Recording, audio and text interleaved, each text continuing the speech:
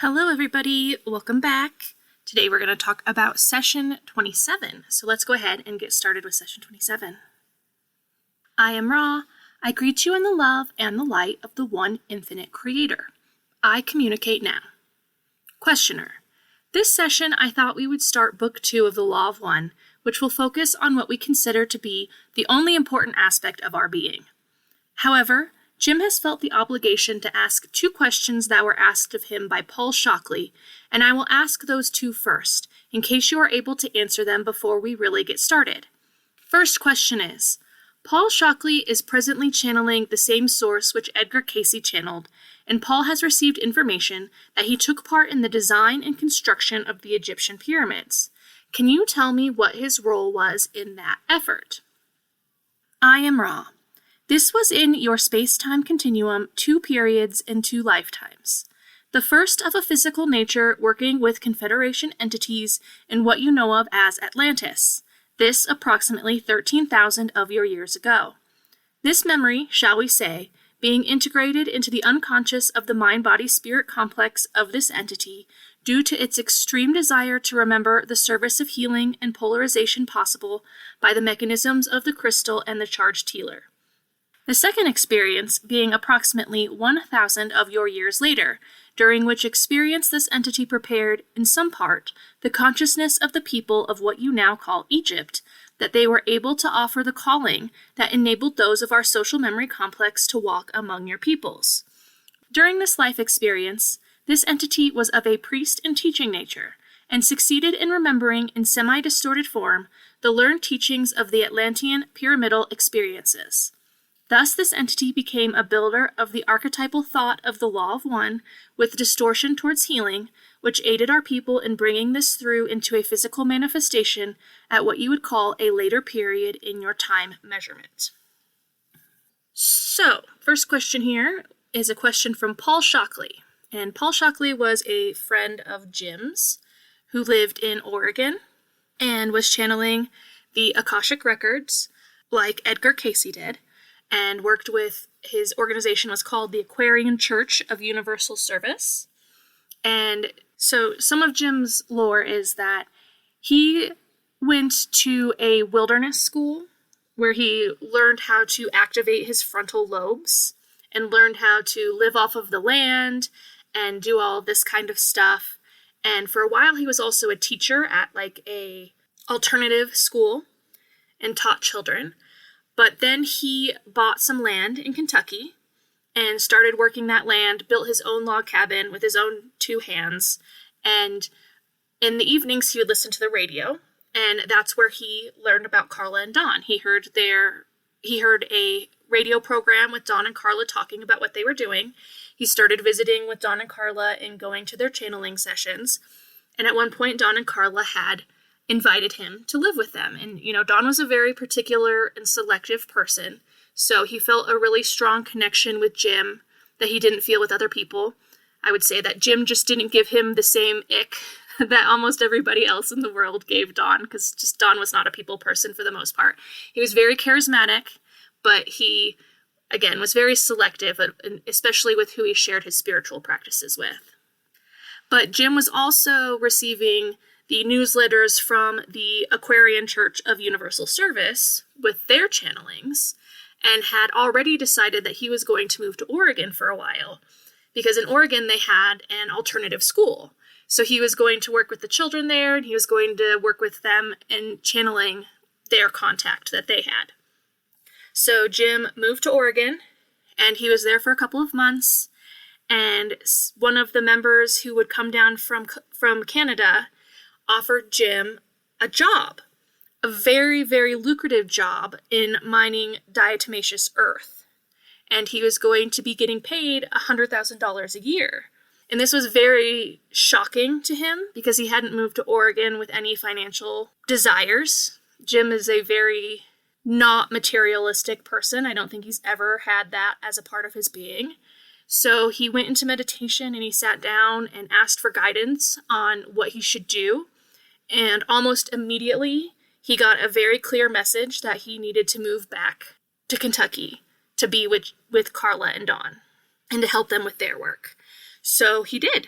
he packed up all of his things, and again, that probably wasn't actually very many things, and he moved back to Kentucky just a few months after moving all the way to Oregon, and moved in with Don and Carla. So Paul Shockley was one of the people he was with in Oregon.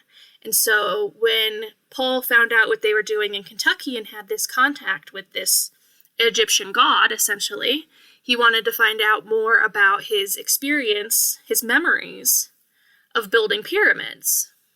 And so Jim very kindly offered to take his questions and brought them to Ra, and Ra very generously gives him specific information on his past lives, which tells me that Paul was already pretty sure of these experiences being his own, because I don't think Ra would infringe upon anyone's free will by telling them about their past lives.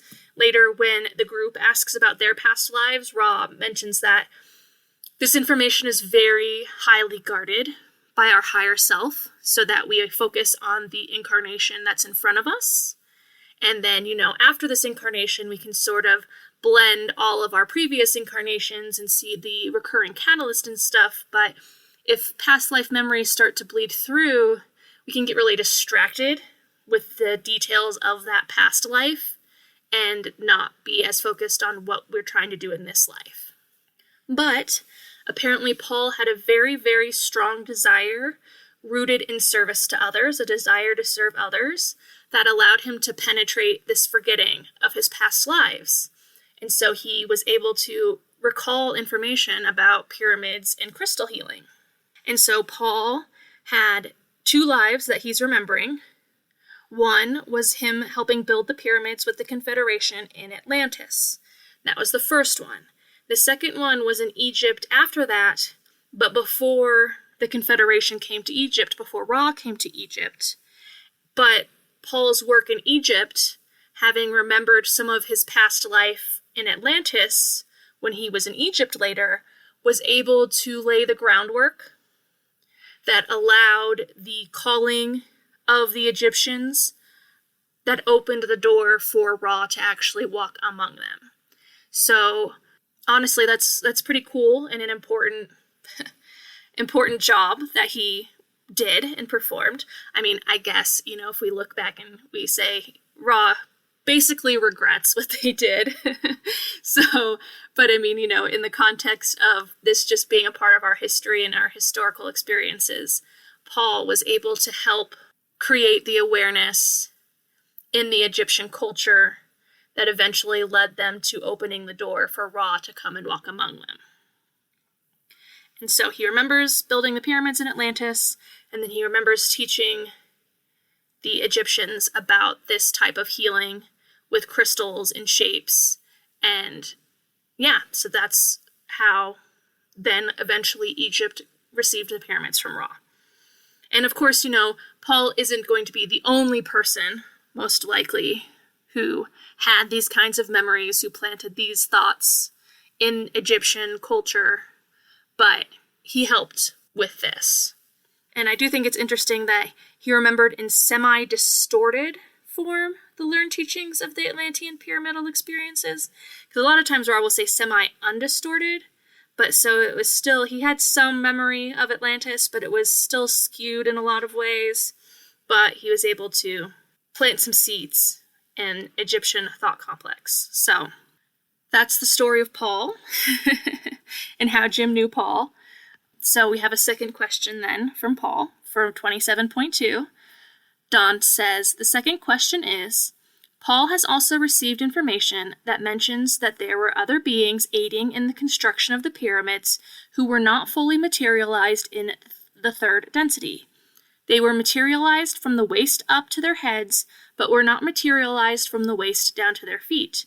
Did such entities exist in the construction of the pyramids, and who were they? I am Ra. Consider, if you will, the intelligent infinity present in the absorption of livingness and beingness as it becomes codified into intelligent energy, due to the thought impressions of those assisting the living stone into a new shape of beingness. The release and use of intelligent infinity for a brief period begins to absorb all the consecutive or interlocking dimensions, thus offering brief glimpses of those projecting to the material their thought. These beings thus beginning to materialize, but not remaining visible. These beings were the thought form, or third density visible manifestation of our social memory complex as we offered contact from our intelligent infinity to the intelligent infinity of the stone. So I think essentially what Ra is saying here is that this memory that Paul has is of the Ra complex when they walked among the Egyptians and helped them build the pyramids that they co-built with the Egyptians. Because remember, they built the Great Pyramid by themselves, and it surprised the Egyptians. And then later, when they came to Egypt, they helped them build the other pyramids by moving stone via thought. So this process of contacting intelligent infinity to move this stone material to build these pyramids created a variance in the manifestation of their physical body. So that's what Paul remembers seeing or has been told about happening, was this partial third density manifestation of the Ra complex while they were working with intelligent infinity to move these stones. So they were essentially blinking in and out of third density visible reality while they were doing this. So, 27.3, Don says, "Thank you very much. I will now proceed with the process of starting the second book of the Law of One. This, I will assume, will be a much more difficult task than the first book, because we want to focus on things that are not transient, and as questioner, I may have difficulty at times. When I do have this difficulty, I may fall back on some partially transient questions, simply because I will not be able to formulate what I really need to formulate.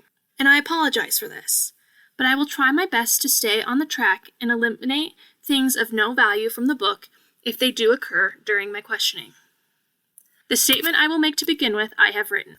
It is, most entities in this density focus their minds on some transient condition or activity with little regard to its value as a tool or an aid to their growth and understanding of the true or undistorted essence of the creation of which they are an integral part. We will attempt, by starting at the beginning of creation, to establish an overview of ourselves in the creation, thereby arriving at a more informed point of inspection of what we consider to be reality. It is hoped that this process will allow us to participate more effectively in the process of evolution. I would like to start with definitions of words that we have been using that possibly we have not, and possibly cannot, totally understand.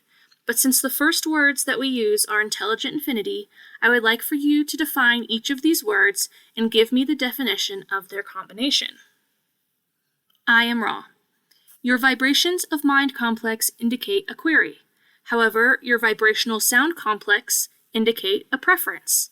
Please restate. Questioner, would you define the word intelligent in the concept of intelligent infinity? I am Ra. We shall address the entire spectrum of this question before defining as requested. Your language, using vibrational sound complexes, can be, at best, an approximation of that which is closer to an understanding, if you will, of the nature of conscious thought. Perceptions are not the same as sound vibration complexes, and the attempt to define will therefore be a frustrating one for you, although we are happy to aid you within the limits of your sound vibration complexes. To define intelligent apart from infinity is difficult, for these two vibration complexes equal one concept. It is much like attempting to divide your sound vibration concept, faith, into two parts. We shall attempt to aid you, however. All right, so here Don is trying to get some definitions of vocabulary terms for the second book so that we're all working with the same sound vibration complexes. But Ra is saying that the words that we use to describe these ideas are very lacking. They're just the best we have, but they still are missing certain components of what the concepts actually are. But as Ra has said before, intelligent infinity is basically the same as faith. They use intelligent infinity because it's less loaded by our culture, by our cultural religious distortions, and it sounds more scientific, which obviously Ra's trying to be a lot more scientific than religious, I would say, in what they're transmitting. But they can't say intelligent is one thing and infinity is one thing, and then they put the two together and it becomes a third thing that is a mix of both of those things. It's one concept because we have intelligent infinity and we have intelligent energy. But intelligent infinity is essentially faith. It's understanding that reality is infinite and that we can open the door to whatever we want. And that's really what faith is. Faith is the belief in what the mundane world wants us to believe is impossible or impractical or doesn't exist.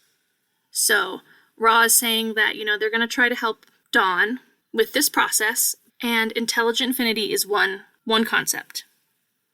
And so 27.5, Dawn says, it is not necessary to divide it. The definition of intelligent infinity as one part is sufficient. Could you please then define intelligent infinity? I am Ra. This is exponentially simpler and less confusing. There is unity. This unity is all that there is. This unity has a potential and kinetic. The potential is intelligent infinity. Tapping this potential will yield work. This work has been called by us intelligent energy. The nature of this work is dependent upon the particular distortion of free will, which in turn is the nature of a particular intelligent energy or kinetic focus of the potential of unity, or that which is all. So, what they're saying here is, we have the potential and we have the kinetic, or you could say manifest. The potential is intelligent infinity, the manifest is intelligent energy. And what turns the potential into the manifest is the will of an individualized portion of intelligent energy, which could be any of us, using our will to tap into that intelligent infinity to direct it and mold it in the forms that we seek to mold it into. Now, of course, that is much more complicated for us to do than it sounds. It takes a lot of work of removing our own distortions of thought that muddy this process. We have so many thoughts that contradict each other within our minds. And so often we think if we put our mind to a certain manifestation that we want, let's say, that it should come true based on what Ra's saying, right? And it would, except that this one thought of desired manifestation is often contradicted by all of our beliefs that are limited, our beliefs in finity, not in infinity, our beliefs in the finite nature of reality, because that's what we've been presented with so long. That's the paradigm that we've worked within. So that's why meditation is so important. That's why acceptance and surrender and all of these things that allow the distortions of our thought to fall away opens the pathway for intelligent infinity to flow through us in a way that's much more easily directed by our will, which is then the kinetic form of the energy, is when we use our will to direct the potential of intelligent infinity. So intelligent infinity is all that there is, all that is possible, all that exists that isn't manifest. And intelligent energy is all that is manifest. And it's our will that creates that. And like I said, usually what we create doesn't look like what we think we're creating because so many thoughts are unexamined. And again, that is another purpose of meditation, is to begin to sort our thoughts into helpful and unhelpful, or those that understand the potential of intelligent infinity and those that are attached to limitations. And so the more we do that work, the more then that we become co-creators in a way that is recognizable to us. And, and Ross says this many times too, it's almost unheard of to have a perfectly balanced entity, especially on our planet.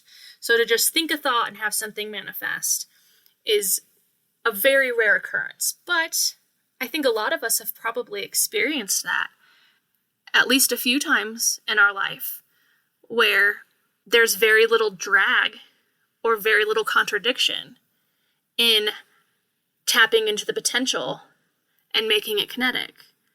So I don't think it's good to like become obsessed with those instances. I'm the first one that pops into my mind that I can think of that was like shortly after I'd begun reading the raw material, when I was like, oh man, my thoughts created this reality, was I wanted a push cart, a little push cart that I could take to the farmer's market. I didn't have a car at the time. Me and my husband would walk to the farmer's market, we'd get our fruits and veggies, and then we'd take them home. And so I wanted a little cart that I could pull behind. And we walked to the thrift store that was nearby, and we looked all over, and then finally, like, folded up in the corner, it was exactly what I had pictured, was this little push cart, or pull cart, whatever, it was a little cart. And I just remember thinking, oh wow, like, my mind put that there, because it's exactly what I was imagining, exactly what I wanted, exactly what I needed, and now I'm going to be able to have this cart to take to the farmer's market to bring my veggies home. So again, a lot of times it is sort of mundane things like that because you don't have deeply rooted beliefs that would contradict that possibility from happening. You can go to a thrift store and be like, oh, anything can appear here. There could be anything in this store because people give away all sorts of stuff. So, but like I said, I don't think it's good to just focus on those events. I think it's better to accept that that's just a normal part of reality. If we go back to session 5, when Ra's talking about, or maybe it's session 6, when Ra's talking about, tapping into intelligent infinity, Ra says, to others there may appear to be miracles, but to the one who has done the work, it's commonplace, it's ordinary, it's as it should be. So I think the less we act like these experiences where our thoughts do create reality are something magical and beyond the norm, and we just accept that this is reality and that it is normal and that it can happen like that, that helps build the pathway to tapping into that potential more than some belief that this wasn't a one-off, rare, special occurrence that happened. So yeah, I hope there were some helpful thoughts in that little rant, because essentially what we're talking about is what we colloquially call the law of attraction. And so many people become very obsessed with trying to manifest certain things in their reality, usually money, because everybody needs money to survive and live and have fun experiences. But according to Ra, this is a thing, it's just very complicated. And it takes a lot of work of preparing your inner world to be able to tap into that potential that does exist. So going forward to 27.6, Dawn says, I'd like to expand a little on the concept of work. In Newtonian physics, the concept of work is what we call a force, which moves through space. It's the product of force and distance as we measure it. I'm assuming that the work of which you speak is a much broader term, including possibly work in consciousness. Am I correct? I am Ra. As we use this term, it is universal in application. Intelligent infinity has a rhythm or flow as of a giant heart beating, with the central sun, as you would think or conceive of this, the presence of the flow inevitable as a tide of beingness without polarity, without finity, the vast and silent all beating outward, focusing outward and inward until the focuses are complete. The intelligence or consciousness of foci have reached a state where their, shall we say, spiritual nature or mass calls them inward, until all is coalesced. This is the rhythm of reality as you spoke. So here Dawn is seeing a correlation between the Newtonian concept of work and how energy moves throughout the universe. And Ra is saying, essentially, there's a truth to that intelligent energy is like a heartbeat. It flows outward, and then it flows inward, and then it flows outward, and then it flows inward. But when it flows outward, it has to essentially be used up. So Ra says it flows outward, and then focuses inward. And so Ra is saying that essentially intelligent energy flows outward and inward as it's being focused into its kinetic forms. So it all exists, It's all beating inward and outward like a heart, and it keeps doing that for as long as there are individualized portions of intelligent energy focusing that intelligent infinity into all of its potential manifestations that are available. And that is the process of the creator exploring itself. It's finding all of its potential manifestations through its individualized portions of self, and in particular, third density is so valuable because of our veiling allows us to be confused about this process and to distort that flow in an infinite new array of experiences for the creator. It takes not knowing the creator to distort the creator in its various forms that the creator doesn't know about. The creator has to forget about itself to learn about itself. And that's really very interesting. But that's the purpose of the veil. And Ra does say, too, that third density is the axis upon which creation turns. Because it's here in third density where we're doing the work of discovering portions of the creator that the creator does not yet know of itself.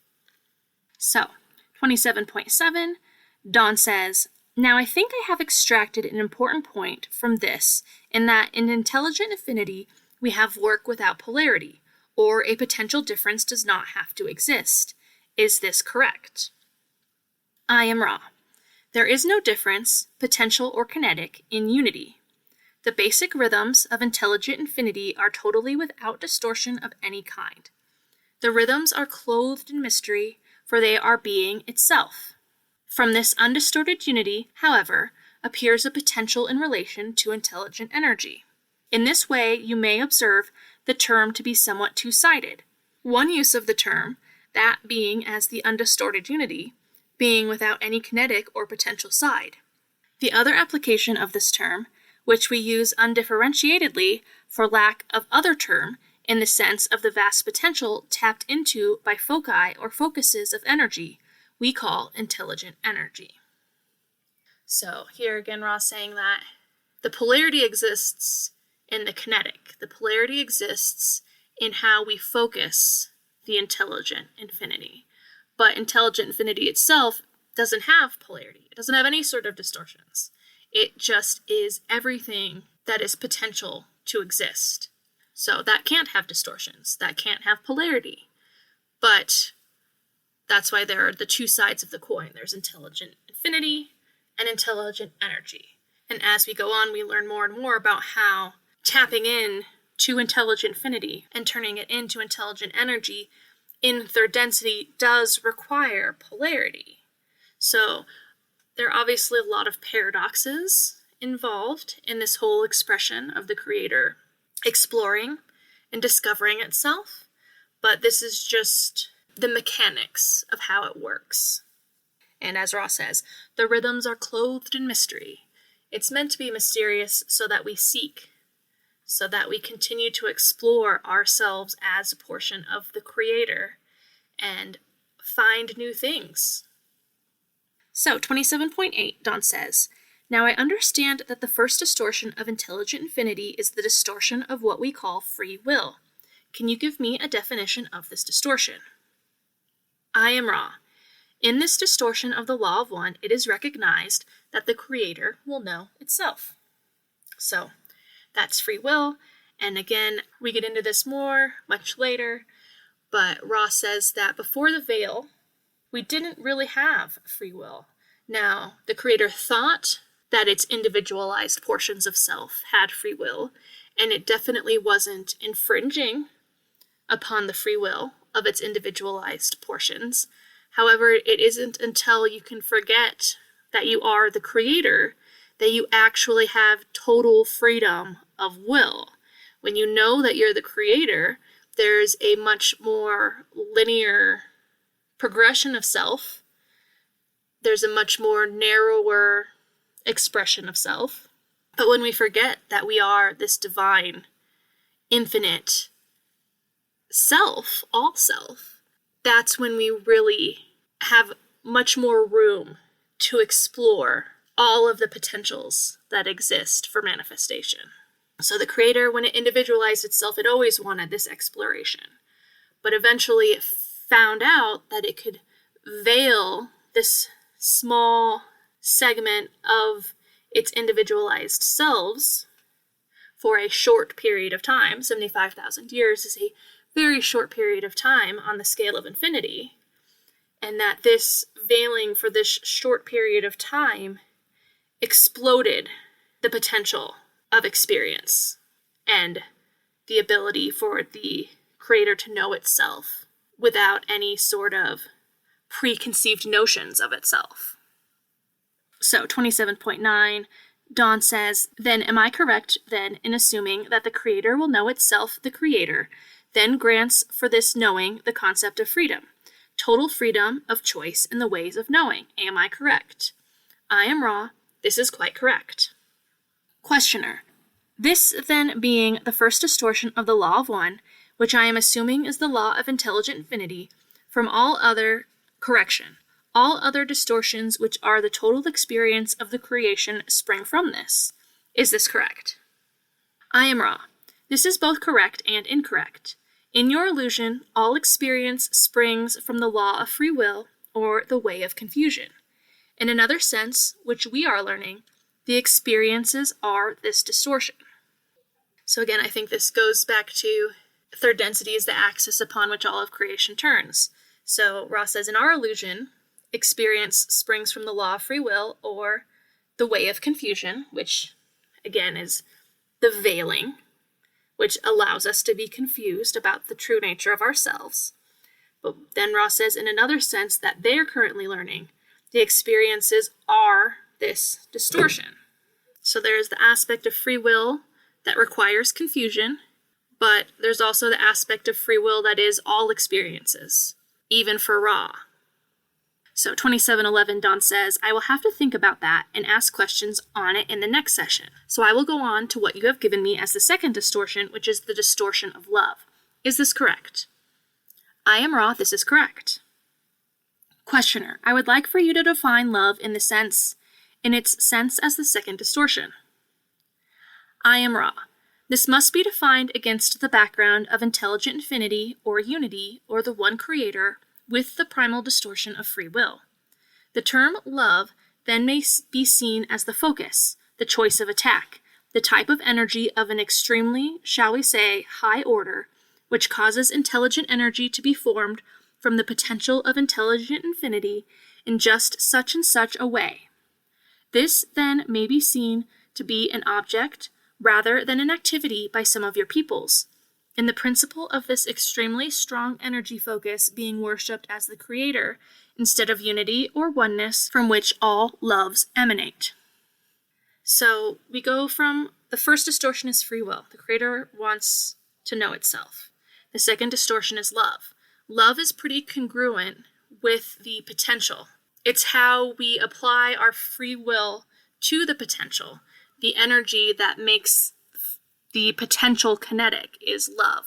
Love is essentially what we also refer to as the prime mover. It's the energy that directs the potential. So love is essentially a state of being, and Ra refers to it also as an activity. However, we tend to turn love into an object, where we think of specific people as love, or specific items as love. In particular, money is something that we put a lot of love energy into, and then we see that object as the love itself. But love is not an object, it is an activity. It is a state of being. It is a way of directing our consciousness towards the infinite potential and tapping into that infinite potential via that love, because that is what the creator is. The creator is love. The creator loves every portion of itself equally, loves this experience of discovering itself, and just feels so much joy and satisfaction from this process. So that's sort of the state of being that we want to tap into, that can access then the potential and then turn it into kinetic. And then the third distortion, as we'll go on to talk about, is light. Light is then what becomes manifested when we apply free will to love. So that's why it goes free will, love than light, we use our will to direct the potential via love, and then that manifests into light. So in 27:13, Don asks, is there a manifestation of love that we could call vibration?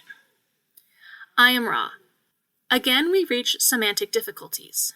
The vibration or density of love or understanding is not a term used in the same sense as the second distortion, love. The distortion, love, being the great activator and primal co-creator of various creations using intelligent infinity. The vibration, love, being that density in which those who have learned to do an activity called loving without significant distortion then seek the ways of light or wisdom. Thus, in vibratory sense, love comes into light in the sense of the activity of unity in its free will. Love uses light and has the power to direct light in its distortions. Thus, vibratory complexes recapitulate in reverse the creation in its unity, thus showing the rhythm or flow of the great heartbeat, if you will use this analogy. So again, this is a kind of semantic problem, because I think we think of the vibration of love as, again, more of that state of being that I was just talking about, that state of loving, to do the activity called loving without significant distortion. I think we often perceive that as a personal vibration, whereas Ra is saying that when they refer to the vibration of love, they're referring more to the fourth density, because that's the vibrational space where we explore love. That's where we go when we've learned how to love. But again, I think that when we talk about it in like metaphysical or New Age terms, we are thinking of that state of being as the vibration of love. But Ra's talking about the state of the density being the vibration of love. Once reality is vibrating at the frequency of love, then we're in fourth density. So Ra's also then saying that this is like the heartbeat, where we use free will in third density to learn love and to form light, and then we sort of go back from light, and then in sixth density, we're bringing love back in, and then in seventh density, we go back to the undifferentiated unity.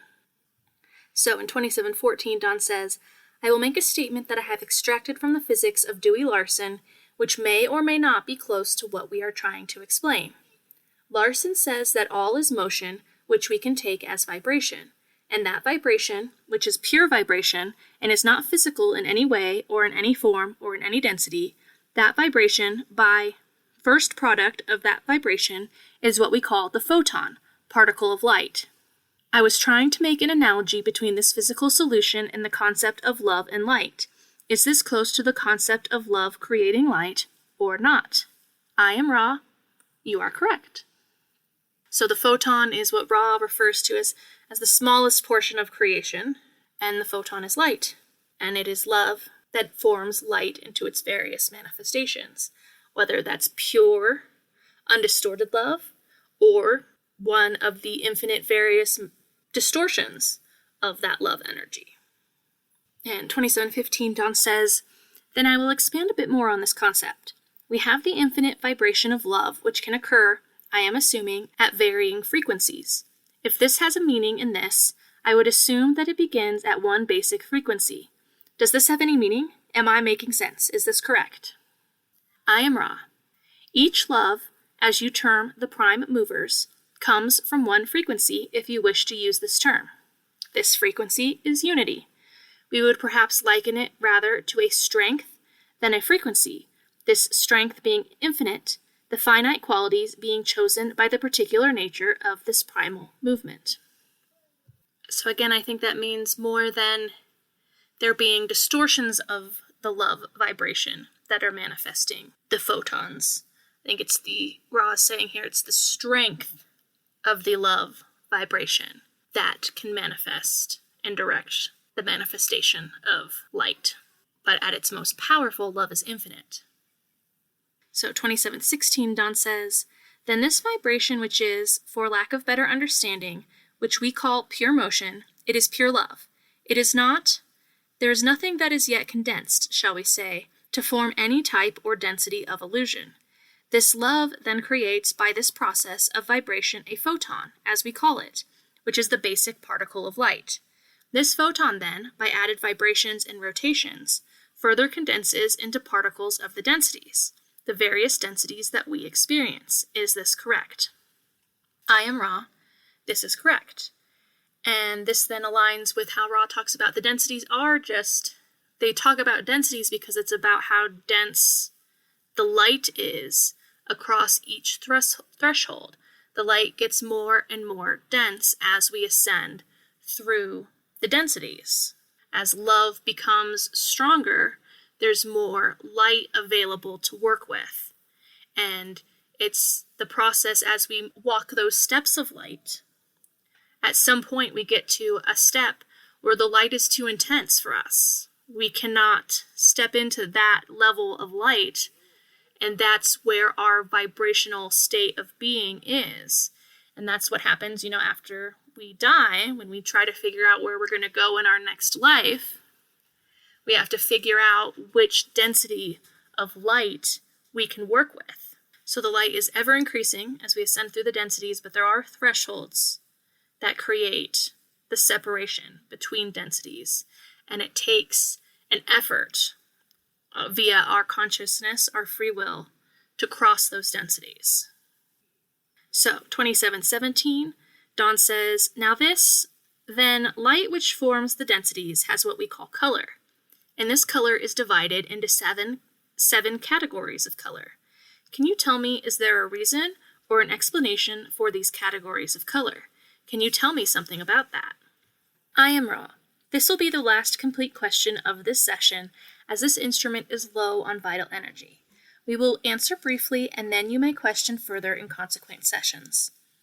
The nature of the vibratory patterns of your universe is dependent upon the configurations placed upon the original material or light by the focus or love using its intelligent energy to create a certain pattern of illusions or densities in order to satisfy its own intelligent estimate of a method of knowing itself. Thus the colors, as you call them, are as straight or narrow or necessary as is possible to progress, given the will of love. There is further information which we shall be happy to share by answering your questions. However, we do not wish to deplete this instrument. Is there a short query necessary before we leave? So here Ra is saying that the densities are created essentially because there needs to be some sort of progression of awareness, and the intelligent design of our experience, of our universe, created this series of progressive steps to satisfy its own intelligent estimate of a method of knowing itself.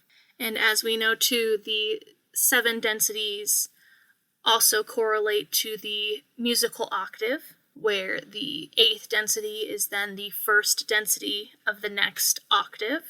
So there is a lot of design in how this works out, and I think it would be interesting if Ra had used musical notations instead of colors to describe the densities, but I think, not everybody is musically inclined, but everybody does know colors.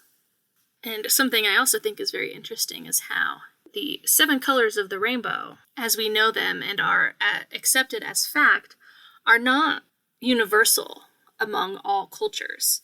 Other cultures have different color spectrums and see different divides in the various stages of color. Some cultures have 8 colors. Some cultures have 4 colors. I actually recently learned that in the Japanese language, they technically only have 4 colors, and the colors are red, blue, black, and white. And in ancient Japan, anything that was on the warm color spectrum was considered red. Everything that was on the cool color spectrum was considered blue. Everything that was light was considered white, and everything that was dark was considered black.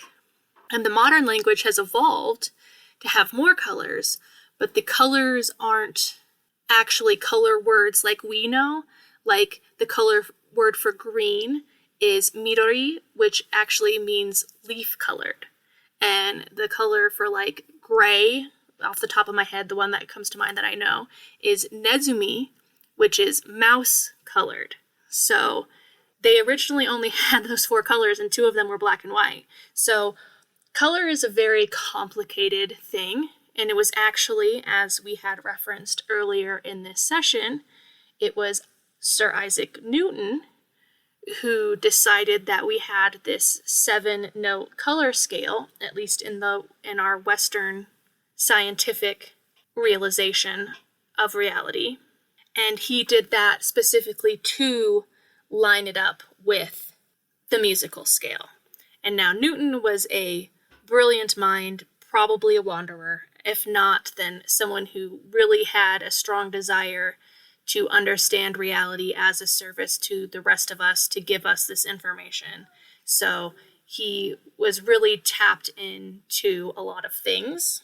So I do think it's really interesting that it was Newton who did give us this color scale, and he started with 5. He started with 5 colors and then decided to add orange and indigo to the color spectrum to make it 7 colors, like the 7 notes. But essentially that is just a part of our reality, these 7 densities that are associated with color vibrations of the various densities of light that we use to express ourselves as portions of the Creator, growing in awareness and returning to our unified self. So, last question, 2718. Don says, the only thing I need to know is there anything we can do to make the instrument more comfortable or help her or the contact? I am Ra. This instrument is slightly uncomfortable. Perhaps a simpler configuration of the body would be appropriate given the instrument's improving physical complex condition. I am Ra. You are conscientious in your endeavors. We shall be with you. We leave you now in the love and in the light of the one infinite Creator. Rejoice, therefore, in the power and the peace of the one infinite Creator. Adonai.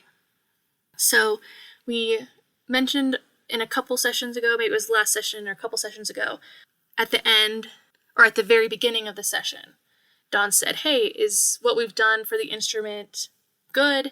And Ross says, yes, this has allowed us to have this contact today, and I think it had to do with them elevating Carla, her head and neck during trance to help with draining the mucus so that she wasn't, choking on her mucus while Ra was trying to talk to her, and so that Dawn wasn't having to have Ra cough.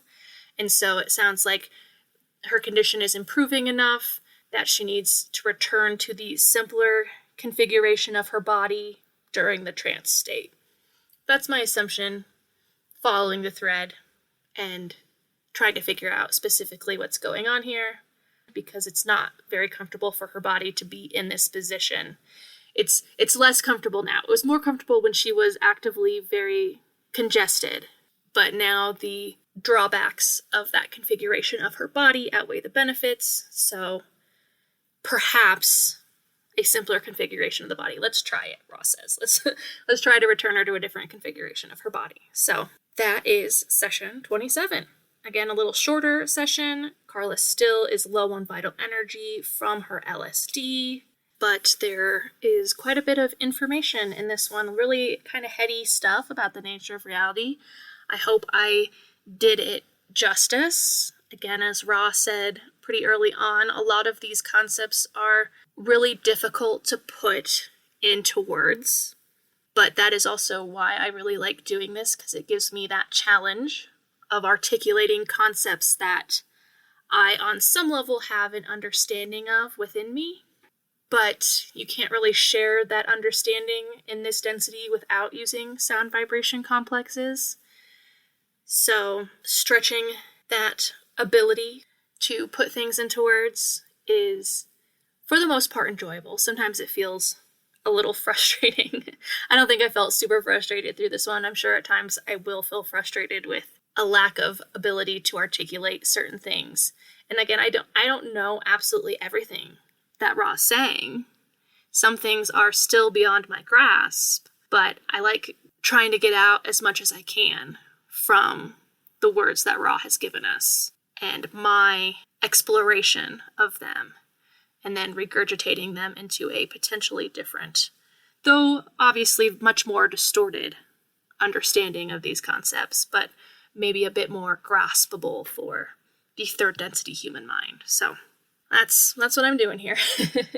I'm doing my best. I hope this was useful for some of you. I mean, I hope it was useful for all of you, but I can't actually, put my hopes that high. But I will say thank you to all of you, and I do in particular want to give a shout out to a friend who is in my Discord who is going to be helping me going forward.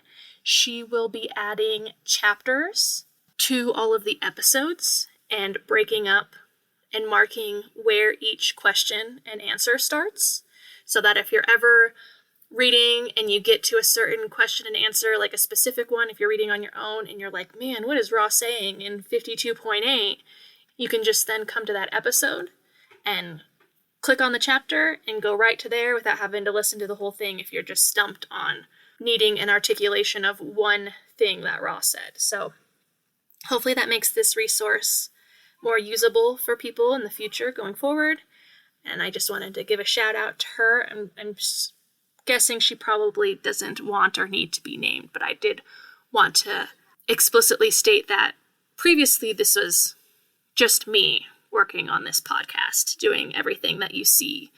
But now somebody else will be helping me behind the scenes with a few little details and adding a little bit of time of their own time, and they deserve credit for that.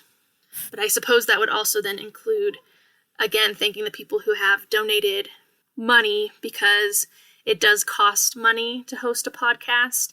I mean, I'm sure you can do it for free, but I use a podcast distribution website that creates the YouTube video for me, so I can upload it to YouTube without having to do the work of creating a video, which is tedious. And it also uploads it to every single podcast platform, or at least like a very, very big majority of them. And there are many podcasting platforms. And some of you may be listening to me on a relatively obscure podcasting platform. And that's because I use this website that distributes it very widely. So thank you to those of you who have helped financially to pay for this distribution so that more people can find this podcast who are looking for it. Again, I'm not looking to count numbers or to get this out because I want as many views and hits as possible.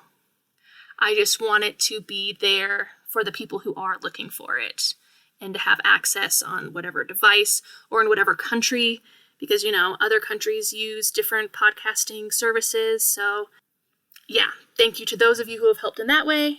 And thank you to my dear friend who is helping now with the chapter breaks. And obviously, thank you to all of the listeners who are contributing their energy to creating this podcast as well. It doesn't have to be physical and tangible to be contributing. And thank you to the creator for contributing everything that's going on here. Thank you for all of it. And I will continue moving forward. And next time will be session 28. And I will see you all there. Thank you for listening.